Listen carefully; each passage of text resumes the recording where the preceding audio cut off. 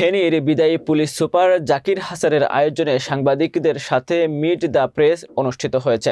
ফেনী জেলা প্রতিনিধি আলাউদ্দিন সবুজের প্রতিবেদনে দেখুন বিস্তারিত। বৃহস্পতিবার ফেনী পুলিশ সুপার কার্যালয়ে দুপুর 2:30টার দিকে মিট দ্য প্রেস অনুষ্ঠিত হয়। মিট দ্য প্রেসে বিদায়ী পুলিশ সুপার গত 22 মাসে তার অগ্রগতি সাংবাদিকদের কাছে তুলে ধরেন। এ সময় উপস্থিত ছিলেন অতিরিক্ত police super crimes Shahadat Hossain, অতিরিক্ত পুলিশ সুপার দিন মোহাম্মদ, অতিরিক্ত পুলিশ সুপার ফেনী সদর সার্কেল থোয়াং গ্রুপ মারমা।